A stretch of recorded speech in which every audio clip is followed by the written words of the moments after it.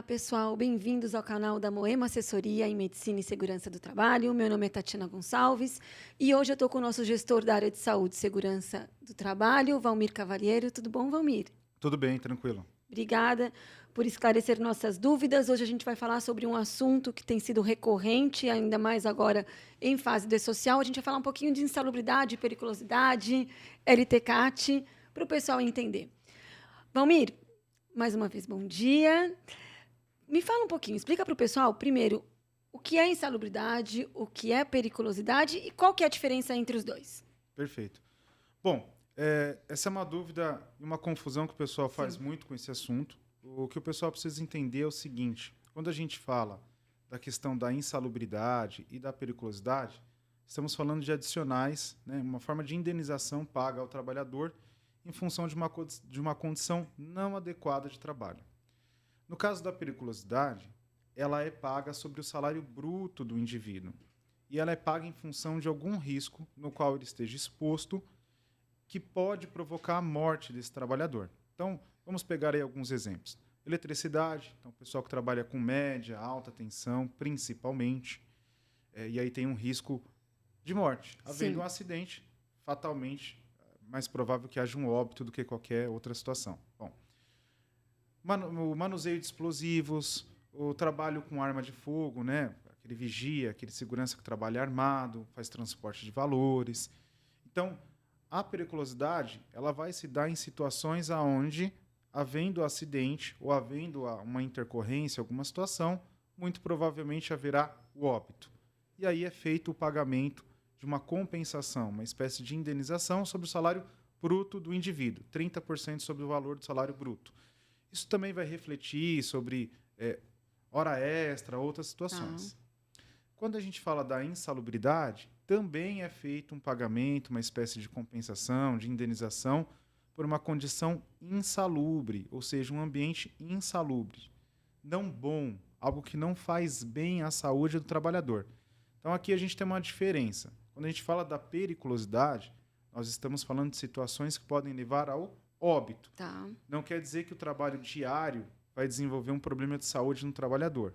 Quando a gente fala de periculosidade, a gente fala basicamente de eletricidade, explosivos, armazenamento, manuseio e armazenamento de líquidos inflamáveis, gases inflamáveis, o trabalho armado, né, o vigia, transporte de valores e, hoje em dia, também a parte do motoboy. Também entra aí, a atividade do motoboy é considerada como periculosa.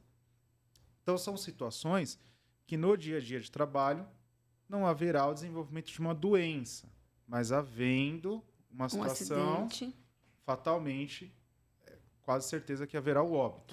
Ou, no mínimo, um acidente gravíssimo, com sequelas graves, esse tipo de situação. Quando a gente fala da insalubridade, aí é diferente. Nós estamos falando de situações no ambiente de trabalho, agentes no ambiente de trabalho, que podem promover algum dano à saúde do trabalhador.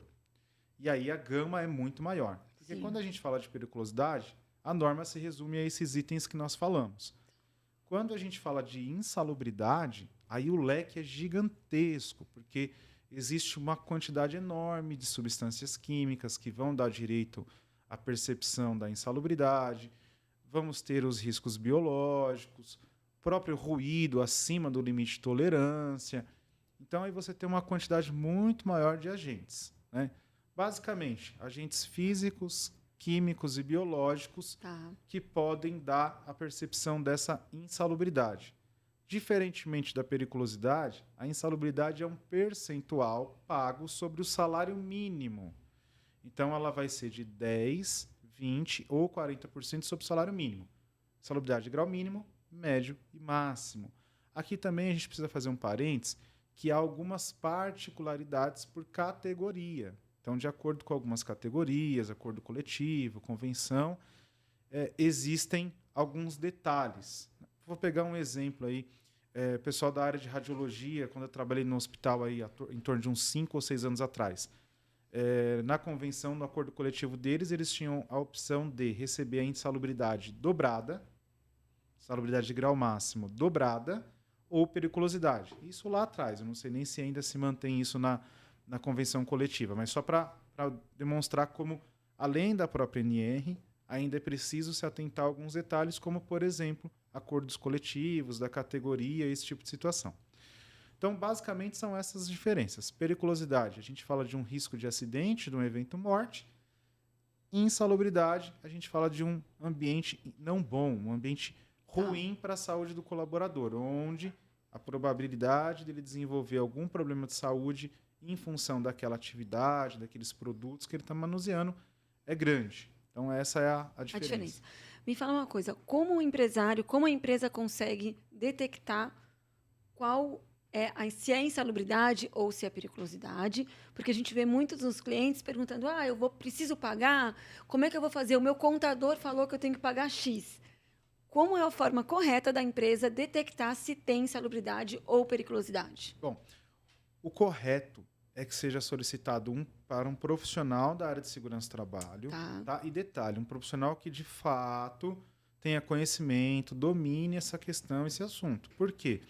Vamos pegar o exemplo aí de um médico. O médico se forma, ele é um clínico geral. Então, ele precisa se especializar para atender uma determinada especialidade. Ponto.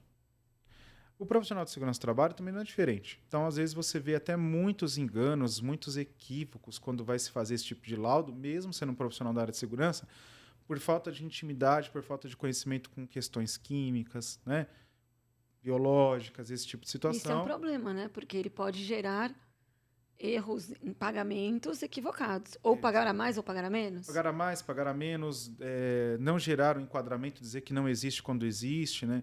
Porque essa questão aí relacionada à química e biologia é um universo muito grande. Sim. Tá?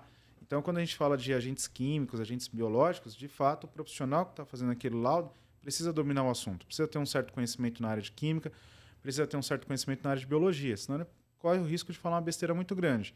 Hoje em dia, com a questão do e-social, a gente deixa de ter um documento que vai para a gaveta. Então, se tiver certo ou errado, só o empregador vai saber, tem uma chance muito pequena de produzir um impacto. Com um documento que vai para o e-social, vai para o governo, um apontamento errado pode gerar um transtorno enorme para a empresa. Prejuízo, passivo trabalhista, esse tipo de situação. Então, o primeiro ponto é, o profissional que vai desenvolver esse tipo de laudo, no mínimo, ele precisa de ter conhecimentos relacionados à química e biologia. Ponto. Para desenvolver esse documento, tem que ser o profissional da área de segurança para dar esse diagnóstico. Primeiro passo, por quê? Você pode ter situações no ambiente de trabalho onde se enquadra a periculosidade e a insalubridade ao mesmo tempo. É isso que eu ia te perguntar. E quando o profissional consegue enxergar que tem dois, o que o empresário tem que pagar? A legislação trabalhista ela sempre fala que se paga o que é mais benéfico ao trabalhador. Então, o que é mais benéfico? O adicional de periculosidade. Que é um valor de 30% sobre o salário bruto do indivíduo, e isso ainda vai refletir em outras verbas aí que ele tem a receber.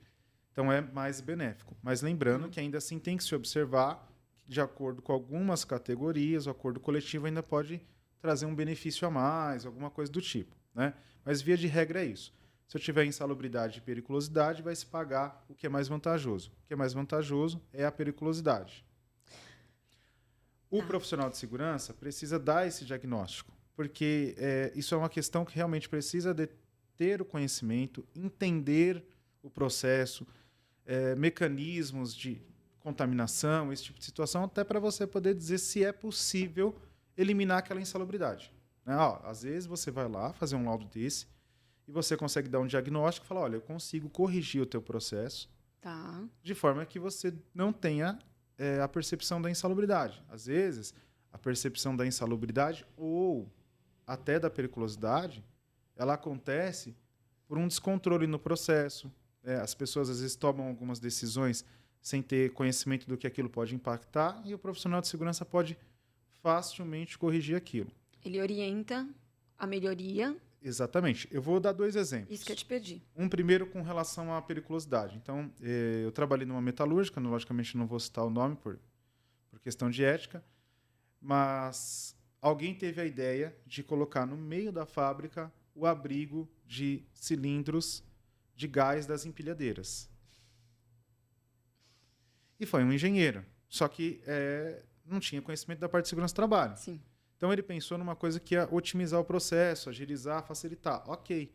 Só que a forma como foi feita, ele acabava possibilitando que todo mundo que estivesse naquela área, naquele galpão, tivesse a insalubridade, a periculosidade, tivesse a percepção da periculosidade em função daquela situação.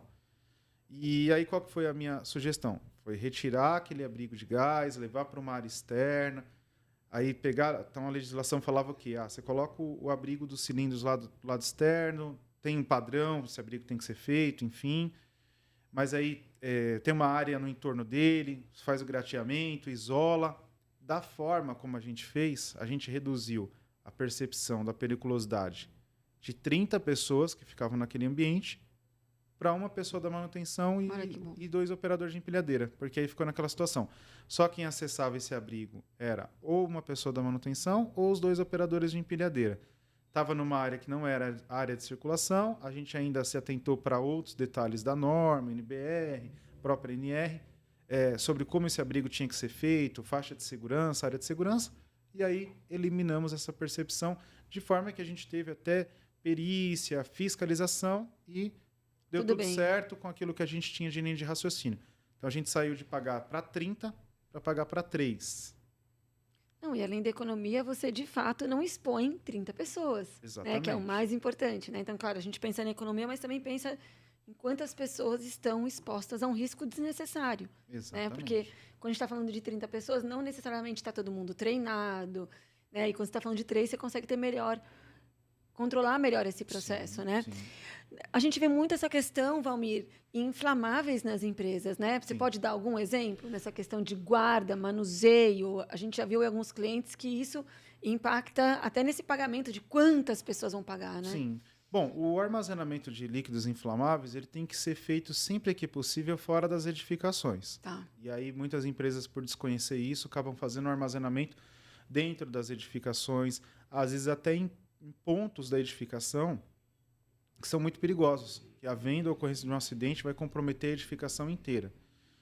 Então, via de regra, você tem que tirar isso sempre que possível de dentro da edificação, procurar um local de pouca circulação de pessoas, tentar não ter mais do que 200 litros. Quando eu fraciono, olha, sim, eu tenho menos de 200 litros em um ponto, menos de 200 litros em outro ponto, pontos estratégicos, por exemplo. Eu preciso ter, em média, 400 ou 600 litros no meu processo de um líquido inflamável, tem que estar lá armazenado. Ao invés de eu ter 600 litros, se eu conseguir 3 pontos estratégicos e dividir isso, eu descaracterizo a periculosidade. Porque se fala muito na questão de 200 litros, sim, 200 litros. Sim. Então, de repente, eu tenho 150 em um lado, 150 no outro. Eu vou fracionando isso de forma que eu consigo diminuir o risco e isentar a empresa da percepção dessa periculosidade. Entendi. Algo muito parecido também é feito na parte da insalubridade. Nem sempre é possível, tá? Tem situações que é inevitável. Mas muitas vezes, com a simples alteração no processo, a retirada de um produto ou a introdução de um determinado EPI, você consegue eliminar a percepção daquela insalubridade. É isso que eu queria te pedir. Eu queria que você desse algum exemplo, não sei, do uso de EPI que consegue diminuir a insalubridade. Dá um exemplo para a gente poder visualizar. Na verdade, a utilização do EPI ela não consegue diminuir. Ou ela vai isentar. Ou não. Ponto. Tá. Ou ela vai eliminar aquela insalubridade ou não.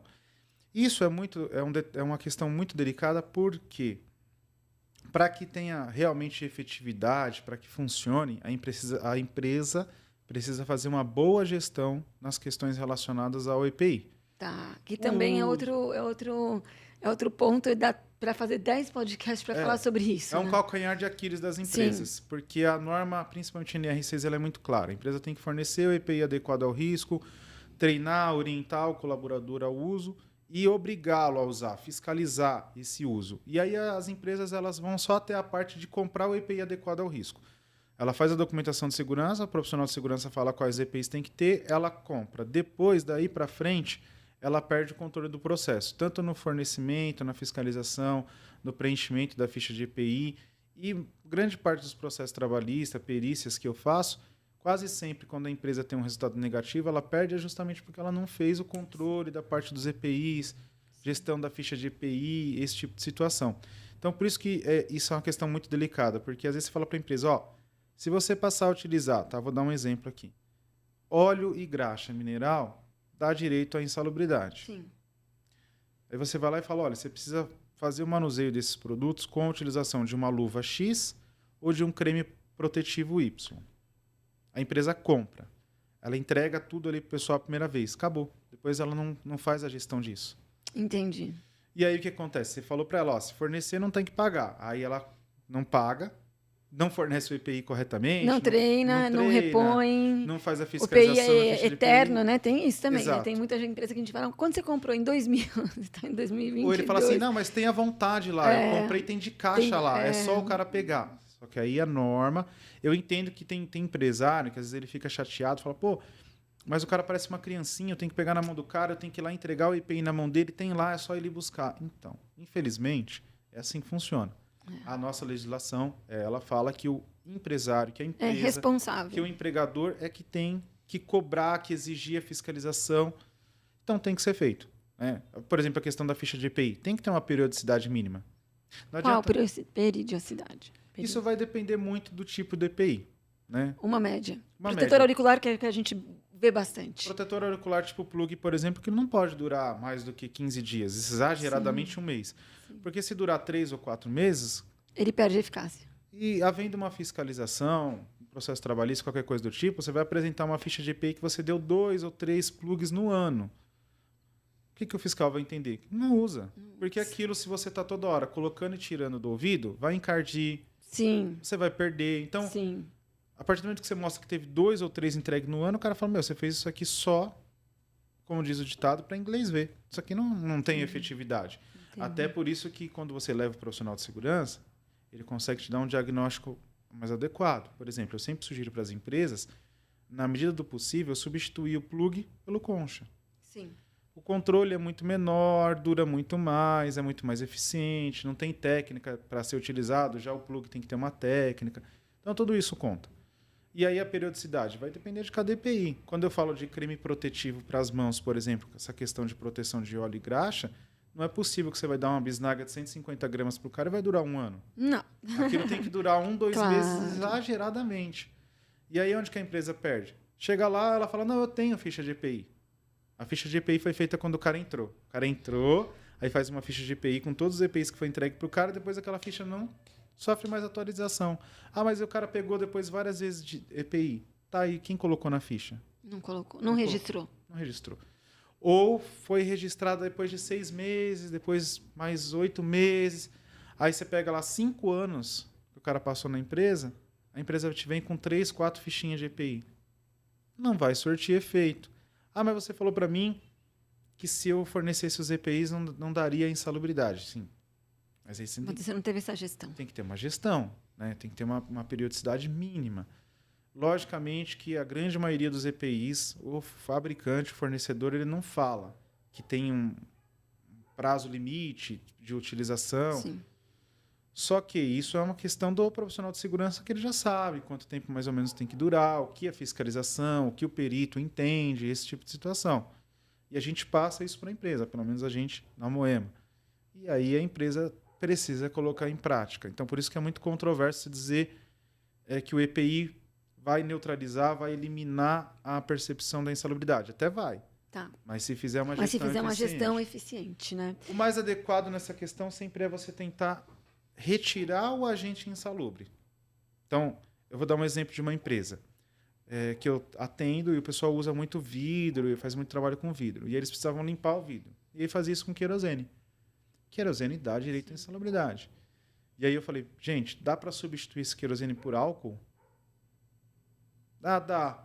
Demora um pouco mais, dá um pouco mais de trabalho para limpar. Eu falei, então, o que você prefere? Pagar a insalubridade de grau máximo para todo mundo ou o pessoal ter um pouco mais de trabalho para limpar o vidro? Aí fez a substituição do querosene pelo álcool 70 e eliminou o problema da insalubridade, tanto que depois disso ele teve perícia, estava usando o álcool e não deu a insalubridade. Mas aí tem que manter, tem que seguir. Porque muita empresa faz o quê? Passa um tempo, cai no esquecimento. Volta. Aí alguém fala assim, não aguento mais esse álcool. Ah, isso me dá muito trabalho. Aí alguém vai lá, sorrateiramente, aparece com um vidrinho de querosene daqui, outro de lá, outro de cá. Daqui a pouco o problema está instalado de novo. Então, me fala uma coisa. Você está falando de mudar o processo. E a cada quanto tempo esses laudos têm que ser feitos? Olha, com relação ao laudo de insalubridade, o laudo de periculosidade, eles não têm uma periodicidade definida, pré-estabelecida. O que se fala é, havendo alteração de layout, processo, produto, você tem que fazer uma atualização do documento. Tem-se uma política, uma cultura, vamos assim dizer, de mercado, de fiscalização, de tudo que tem que durar mais ou menos uns 5 anos esses laudos. Aí já tem que ser revisado. Para ser sincero, eu É acho, longo, eu né, acho Valmir? Porque muito se você está falando difícil. que o profissional vai na empresa e consegue fazer essa análise, vamos supor que a empresa realmente, de fato, está preocupada em fazer essa correção, logo mais você tem que fazer de novo um laudo, né? Fez a correção, mudou o processo, o ideal é que seja feito de novo. Exato, até porque o que acontece é o seguinte, talvez o e-social melhore um pouco isso, mas por parte do RH, da liderança, gestão de processo, esse tipo de coisa, o pessoal não entendeu que não pode sair criando setor e função a esma. Então, é uma coisa que você vê Sim. muito. Às vezes, o próprio profissional do RH ele não tem noção do impacto que isso traz em documentação de segurança, em exame médico, desvio de função, um monte de coisa. E aí ele vai criando, o empregador, função aleatória de cabeça. Aí você fecha o documento do cara hoje, daqui a um mês ele já criou 10 funções, inventou bem um isso. setor. Aí ele não atualiza o laudo porque ele fala, mas não mudou nada. A empresa está no mesmo lugar, não mudou uma cadeira. Tá, fisicamente não mudou, mas você criou setor, você criou E função. depois você não consegue subir para social, porque aquilo ali não existe. Não Aquela tá... função não existe. Ele não, E não é aí isso que o nós estamos profissional não falando? avaliou aquela função. Como é que Sim. eu vou ter certeza que ele se enquadra nos setores que eu tinha antes? Ou que ele está fazendo uma Ou que está coisa dentro X? de um setor, de um departamento, você não consegue, né? Mesmo porque hoje não é mais feito na... É tudo por sistema, né? Então, o sistema ele não consegue enxergar que aquela função foi criada para a gente. Para ele pode parecer que é um agregado deste departamento, mas o sistema ele não lê. O social ele não entende que você está lá no Exato. mesmo O ambiente. governo não está olhando dentro da Não. empresa para falar assim, não, é que foi só uma coisa, foi uma bobeira. Criaram um setor aqui que não precisava, poderia ter inserido essa função dentro de um setor que já existe, alguém teve a ideia. Eu vejo isso muito no RH. Sim. O pessoal manda uma relação de funcionários, por exemplo, para a gente, né? Uma listinha lá, uma planilha no Excel, com todos os funcionários e setores que ela tem na empresa. A gente confecciona o documento. Depois ele precisa fazer algumas admissões, outra pessoa vai cuidar do processo, de cabeça ela inventa outro nome de setor. Ela muda o nome de cabeça. Assim, ela resolveu chamar era expedição, ela resolveu chamar de expedição / logística. Só que ela não entende que Muda tudo. muda tudo, está registrado no e-social. Tá. E aí fala, poxa, mas o meu laudo era para durar 5 anos, você está falando para mim que tem que atualizar de novo? E isso tem sido muito recorrente, né? Porque, às vezes, um laudo feito recente, outubro, novembro, a gente está agora em junho, mas você percebe que tem empresas que começam a criar funções e, na hora de fazer o exame admissional, né? Você hoje está todo no sistema, você não consegue nem gerar depois para você subir para a social. Ele para, você não consegue enquadrar. Mas aonde está essa pessoa aqui dentro do seu laudo? Exato. E isso, assim, eu acho que a gente, com a entrada do e-social, além dos prazos que precisam ser cumpridos, certamente a gente teve que mudar alguns processos internos para fazer o agendamento, para poder fazer o envio, manda o código de matrícula antes, coloca o risco depois, enfim. Agora tem que ser tudo unificado, questão de exames complementares, enfim. Eu quero falar um pouquinho do e-social. Onde entra a insalubridade e a periculosidade dentro do e-social? Eu queria que você falasse também da LTCAT. Tá. Qual que é essa relação? Bom, no primeiro momento, a periculosidade em si não é objetivo do e-social. Sim. Não no que se refere à parte de segurança do trabalho. Né? Não em relação ao envio. Folha de pagamento é outra coisa, já está indo a informação. Agora, relacionado aos riscos, aos Sim. eventos de segurança do trabalho, o foco no primeiro momento é o LTCAT. Tá. Algumas situações relacionadas à periculosidade podem acabar aparecendo num LTCAT, porque elas dão direito à aposentadoria especial. O que o pessoal confunde muito é o seguinte, o pessoal acha que LTCAT é laudo de insalubridade, é laudo de periculosidade, Sim. e não é. Laudo de insalubridade tem a finalidade de definir se existe insalubridade ou não. LTCAT, ele tem a finalidade de definir se existe aposentadoria especial ou não. Laudo de periculosidade tem a finalidade de definir se tem periculosidade ou não. A questão é, a grande maioria dos agentes insalubres também confere direito à aposentadoria especial. Tá. com algumas poucas exceções.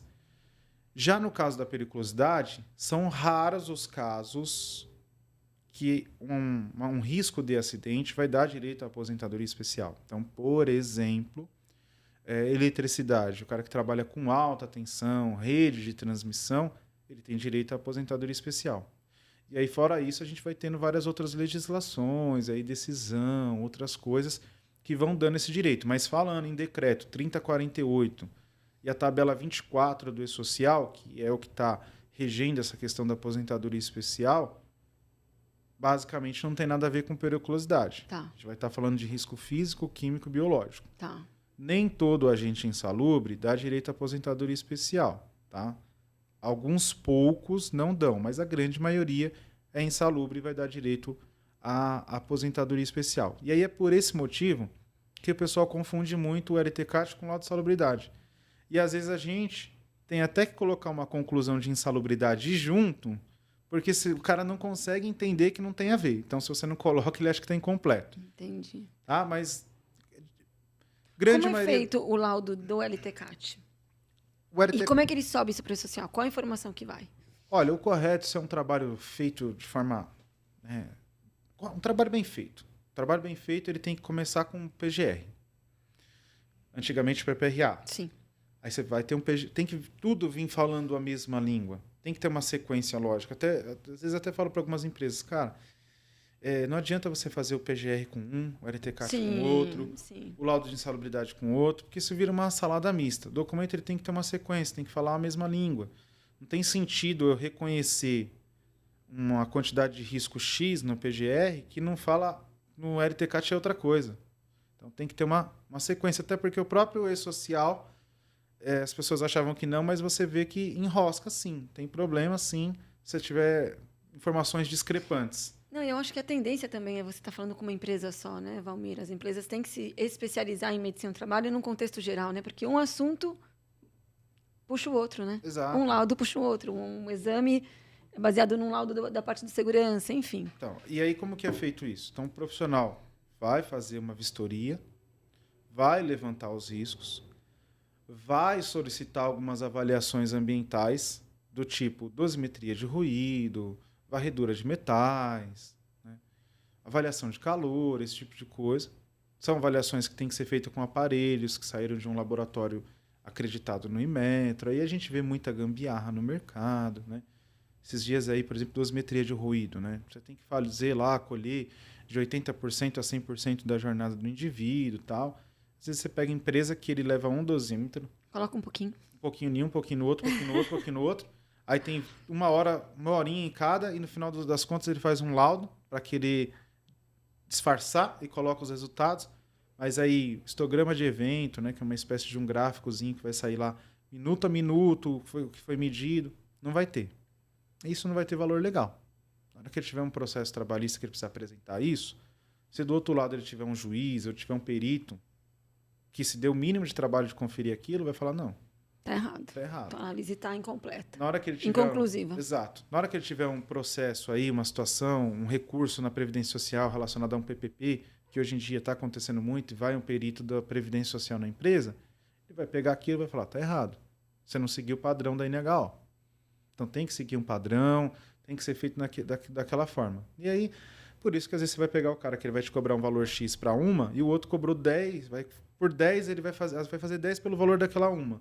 Porque ele não vai fazer. Não vai fazer. Não vai fazer. Então, feita a visita, é levantado os agentes, é informado as avaliações que precisam ser feitas, e aí é confeccionado o laudo. E aí o laudo vai dizer, tem insalubridade, não tem, tem aposentadoria especial, não tem. Como eu disse, não é o foco do LTCAT, mas a gente acaba colocando a informação da insalubridade, porque está, de certa forma, ligada, e o pessoal não consegue enxergar que são assuntos que não são não devem estar, teoricamente, no mesmo laudo, né? Entendi. Onde que o LTCAT ele entra no E-Social? Qual a informação que ele manda? A questão da aposentadoria? Isso, a questão da aposentadoria especial, porque o que o pessoal não entende é o seguinte, o E-Social que a gente tem hoje é o E-Social simplificado. Sim. Então, foi eliminado uma série de tabelas de risco, uma série de coisas, e aí o governo focou nas informações que têm relação com a Previdência Social. As informações que têm relação com a aposentadoria especial, com o objetivo de corrigir, né, uma discrepância que tinha na questão do recolhimento dos impostos sobre a folha de pagamento relacionados à insalubridade. Porque tinha muita empresa que ele tem um processo extremamente insalubre, mas Ele não aí recolhia. não recolhia, dizer que não tinha insalubridade. CNPJ do cara como comércio, CNAE do cara como comércio e o cara produzindo. Então, isso não vai dar muito certo daqui para frente, porque as informações elas vão ser cruzadas. Receita Federal, matéria-prima que o cara está comprando, folha de pagamento, informação da segurança do trabalho. Então, o governo vai cruzar tudo isso e falar, peraí, teu CNPJ, teu CNAE está falando que você é comércio. Na Receita Federal, você está comprando um produto controlado. Mas você não está vendendo esse produto, você não está repassando, tipo, comprando tantas toneladas e vendendo ele fracionado. Esse produto você está inserindo em algum outro produto, então você está produzindo. Peraí, mas a tua folha de pagamento não tem recolhimento. Não tem recolhimento, nem tem insalubridade, mas aqui o laudo de segurança do trabalho mandou as informações para o social dizendo que tem o risco X, Y, Z de produto químico. Está errado.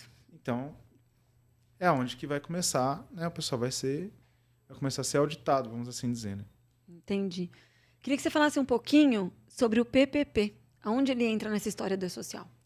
Bom, o PPP é o documento que confere, né, ao trabalhador, além do RTCAT. O RTCAT ele é o documento que deve ser utilizado para preencher o PPP. Ok. O PPP é uma espécie de histórico da vida ocupacional daquele trabalhador nas empresas por onde ele passou. Quais os agentes ele estava exposto, quais as situações que davam direito à aposentadoria especial ou não. E muita confusão tem se feito até hoje, porque a empresa que preenche o PPP com base no PPRA, com base em outros documentos. Isso quando ele acha o PPRA, né? Porque a gente está em 2022, isso. Já tem empresa pedindo o PPP de 2010, 2001, e ele não tem esse documento. Não tem esse documento. Aí a empresa, que acontecia muito, eu, infelizmente, já vi essa situação dentro de RHs, de empresa por onde eu passei. Não, aqui todo o PPP vai se preencher e colocar o código GFIP 0. Mesmo que no laudo não esteja falando que é diferente. Agora não vai dar para fazer isso. Não. Porque ou você vai mandar um laudo fraudulento para o governo, ou você vai ter, ainda mais com a entrada do PPP online e tudo, com a carteira digital, o trabalhador vai conseguir visualizar, vai ter que colocar a informação correta. Sim. E aí vai ter que preencher. Porque essas consultas também digitais são mais fáceis. Sim. A informação ela está mais às claras, né, Valmir? Exato. Esses processos todos digitais, carteira digital, né? Antigamente ficava uma coisa meio escondida, né? Mandei o PPP de 2000, né? Hoje já não tem mais como fazer isso. O PPP de papel para o cara, Sim, papel aceita tudo. O papel aceita tudo. O cara ia no balcão da Previdência, a Previdência falava que estava errado, ele voltava na empresa, a empresa virava as costas para ele, não estava nem aí, falava, não, tá certo, volta lá e briga vira com o seu advogado e tá certo. E aí ficava. Agora, com o E-Social, vai ficar bem mais complicado essa questão. Até a questão de ruído. A empresa não fazia dosimetria de ruído. E muitos PPPs passavam no balcão da Previdência com medição pontual. Mas desde 2003 tem que constar a dosimetria de ruído. Agora a gente começa a ver, de forma sistemática, recorrente, o PPP sendo recusado lá na Previdência por conta da falta de dosimetria. E aí fica aquele limbo. Joga para cá, não joga para lá. Não resolve. Ou a empresa quer fazer uma dosimetria, né? O cara era da produção, leva um dosímetro, joga lá no almoxerifado. E usa aquele resultado para todo mundo. Não dá certo mais, né? Queria fechar esse bate-papo com alguma dica, não só da elaboração, mas o que você acha que falta aí para as empresas conseguirem se enquadrar e fazer um bom trabalho, ou na hora de buscar uma consultoria. O que você acha que pode ser uma dica importante para os empresários que estão nos assistindo em relação à parte da documentação da insalubridade e periculosidade, além de contratar um profissional confiável? Olha, no mercado, a gente tem muita empresa ruim e muita empresa boa, logicamente. Logicamente que não é ético a gente estar criticando o trabalho de ninguém, mas principalmente em situações de crise, esse tipo de situação, a gente vê pessoas surgindo a todo momento. Desculpa, posso só tomar um? Claro. Travou. Me traz o seu copo. Eu falei muito esses dias.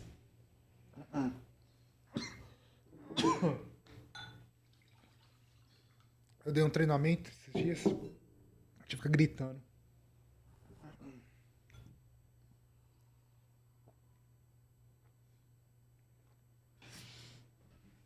Eu sempre falo que tem coisa que não tem como ir no mais barato, que ele vai sair. O barato sai caro. Né? A pessoa coloca ali uma informação, às vezes ele acredita que por causa de 100, 300 reais de diferença na elaboração de um laudo, ele vai para um profissional que, às vezes, depois nem vai mais estar lá. Não, o cara não tem sistema que presta. Fica tranquilo, Valmir, bebe sua água. Não é verdade? Falando direto a garganta.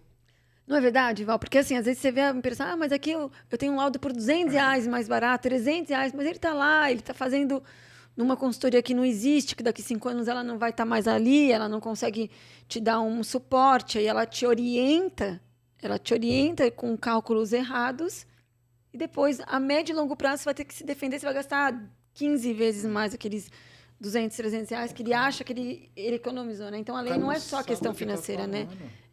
Tem que ter um mínimo de qualificação na hora de você contratar um laudo, né? Não tá gravando isso não, né? Tá, mas... mas ele vai editar. Tá. Né? Corta, edita, para. O cliente nosso, falando português, claro, tomou no botãozão. Bonito. Pagando o que não precisa. Depois não dá para tirar. Anima pet. Contratou o laudo de salubridade. Gente, nós não demoramos. A ordem de serviço chegou num dia, agendamos no outro. Só que aí os caras que põem o burro na frente das carroças. O contador foi lá e falou, não, tem que pagar insalubridade. Já foi meter insalubridade no pessoal. Isso é muito comum. Isso a gente vê bastante, Valmir. E ele ainda ligou lá. É que eu não tive a oportunidade de falar com ele, que eu ia dar-lhe uma rasgada. Eu ia falar, peraí, por que você falou que tinha que pagar insalubridade? Não, você conhece de biologia? Eu sei quem é. Não, então. Falei, então, eu não conheço de imposto. Eu não oriento ninguém como que tem que fazer. Engraçado isso, né? Essa parte, o que tem de contabilidade não é uma ou duas. Você fala, mas eu pago, tá? Mas você paga... Não, porque a contabilidade falou para pagar X, Com base no quê? Ele com base no quê? Comum, hein? Comum. Aí fica, olha, cara, aí estão lá, pagando insalubridade, o que os caras são? É uma clínica veterinária? Nesse caso, devia ser um pet shop. É um laboratório? Nem pet shop baseado no que ele falou que era para pagar? Nem pet shop é. Sabe o que é? Um hotelzinho para cachorro. Aí por que ele falou que tem que pagar? Porque tem contato com o cocô. Porque alguém limpa o cocô do cachorro e o xixi. Vamos lá. O cachorro que vai lá, tá doente? Não. É um hotelzinho, não é uma clínica, certo? Certo. As pessoas que contratam lá o serviço têm que levar a carteirinha de vacinação do cachorro, bababá, tudo bonitinho. Se o cachorro estiver doentinho, alguma coisa não pode ficar, tal. Sim, porque vai contaminar os outros. Tem que estar com carteirinha de vacinação, carteirinha de vermifugação e de pulga em dia. Sim. Ou seja, não é animal doente. Ele não é um animal doente. Não, mas ela tem contato com xixi e cocô. Eu falei, mas você sai na rua, tem xixi e cocô para todo lado, você vai pisar. Você não recolhe um cocô de um cachorro na sua casa, não sei o quê, tal. Aí, poxa, eu mandei para as meninas o e-mail, porque ele ficou reclamando com a Jaqueline. Aí mandei lá, escrito bem grande lá, da própria tabela 24. Animais doentes. Contato com animais, ou fezes, ou sangue, ou urina. De animais doentes. De animais doentes. Estética. Cachorrinho foi lá, dar um banho, fazer aquele... deixar o pelinho bonitinho. Insalubridade. Não, pelo amor de Deus. Rayane. Fez um lá, botou que tinha que ter insalubridade pro tosador. Doença, o cara vai morrer porque tosa um cachorro de madame. Não, isso é tão sério, porque isso é um problema, né? Que você traz para o empresário, esse laudo mal elaborado. A gente tem vários casos, né, Valmir? Pelo amor de Deus. Acho que agora tá. Vamos lá de onde que a gente parou? Eu vou reformular a pergunta. Tá. Posso, Gabi? Valmir, para encerrar esse bate-papo, eu gostaria que você desse uma dica para o empresário, para o profissional de RH ou para a contabilidade que precisa contratar o laudo. Quais são as dicas para ele não pecar nessa contratação? Porque a gente está aqui batendo esse papo e fica muito claro que um laudo mal elaborado, ele leva consequências desastrosas, né? Desde questão de um pagamento a mais ou a menos, né? E agora com o social, isso aí foi jogado um holofote que pode piorar a situação. O que o funcionário, o que o colaborador, o que a empresa, o que o contador precisa se atentar na hora de contratar um bom laudo? Olha, eu sei que parece uma coisa clichê, mas o barato sai caro. Sim. Não que ele tenha que contratar o mais caro, esse tipo de situação, mas é sempre uma questão de você ficar atento, né? Poxa, uma pessoa chega para trabalhar por menos da metade do que a média do mercado. Então, é algo estranho. Nesse momento de crise, pandemia, a gente viu muito profissional recém-formado, sem grandes No experiências. anonimato, se aventurando no empreendedorismo. Isso, vai lá e abre uma consultoria. É. Olha, a minha opinião é a seguinte: consultoria significa que você está vendendo conhecimento. Sim. E aí você precisa ter experiência. Então já é o primeiro passo. Complicado quando você pega uma empresa nova no mercado, profissionais recém-formados. Sem dúvida. Sem grandes experiências. Sem vivência, né, Sem Valmir? vivência. Às vezes, tá, a teoria é muito descolada da prática. Então a teoria está falando uma coisa, mas aquele profissional mais experiente, ele sabe da prática. Como que o fiscal pensa? Como que o perito pensa? Quais situações que podem ser corrigidas ou não? De forma diferente da teoria. A teoria vai falar é X, mas não é bem assim que funciona. Então, o primeiro passo é buscar uma consultoria mais consolidada no mercado, com mais experiência e que te ofereça profissionais experientes. Tá? Eu, particularmente, para me contratar uma consultoria e ela me mandar lá o estagiário para me dar um diagnóstico, é a mesma situação de você ir no médico com um carocinho, uma suspeita, né? E o cara te colocar lá um residente para te examinar. Você vai falar, não. Você fica inseguro. Exatamente, né? Você vai querer um profissional que já viu aquilo várias vezes, mais experiente. Com a empresa não é diferente. O cara lá recém-formado, inexperiente, não tem muita intimidade com aquela questão. Às vezes até um profissional experiente, mas ele não tem intimidade com, por exemplo, questões químicas, biológicas, que ele precisa saber para o diagnóstico. E aí ele vai te falar uma bobeira. E a bobeira lá na frente pode custar Pode ser caro. mais caro, né? E também a gente pode fechar também para esse empresário também estar mais aberto ao que está escrito ali, né? Porque muitas vezes ele pode estar, o laudo pode ser, em vez de ele estar achando que está gastando com o laudo, não, pelo contrário, se ele colocar aquele laudo na prática, ele vai conseguir economizar. Sim. Né? O que chateia muito para nós, profissionais da área, é que muitas vezes o empresário ele tenta forçar.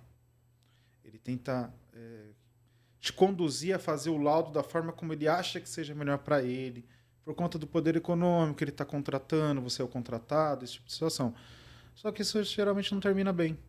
Né? É melhor você ouvir o profissional de segurança, fazer aquilo que ele está falando, colocar aquelas sugestões em prática. É lógico que o profissional de segurança do trabalho não pode ser uma pessoa muito radical, né? Extremista. Sim. Não, tem que... Se você pegar as NRs e você for querer aplicar preto no branco, cada detalhe, item a item, a empresa não anda. Sem dúvida. Isso também é uma verdade absoluta. Eu sou profissional da área, mas eu reconheço. Existe muita burocracia, alguns excessos. Boa parte da nossa legislação, parte de NR, de norma, é muita cópia de normas internacionais, americana, europeia, só que é um copia e cola e esquece que aqui é país de terceiro mundo. Então, você muitas vezes não tem nenhuma a condição de colocar aquilo em prática. Você não tem no mercado aquilo disponível. Né? E aí a norma está falando. Então, também o profissional de segurança precisa ter esse meio termo. Coerente, né? Isso é uma coisa coerência. Que um profissional mais experiente é o mais indicado, porque ele vai saber fazer esse meio de campo, vai ter essa experiência para dar o diagnóstico, para não ser nem radical demais, nem omisso demais. Né? A gente tem que pensar nos dois lados. A saúde financeira da empresa, a saúde dos trabalhadores. A gente tem que ver as duas frentes. Não é só ver o lado do trabalhador, nem só o lado do empresário. Tá bom. Bom, pessoal, quero agradecer a audiência. Valmir, mais uma vez, obrigada por compartilhar seus conhecimentos de forma clara, objetiva e que a gente consegue entender. Tá bom? Tá bom. Gente, obrigada. A gente encerra por aqui. Um abraço. Obrigado.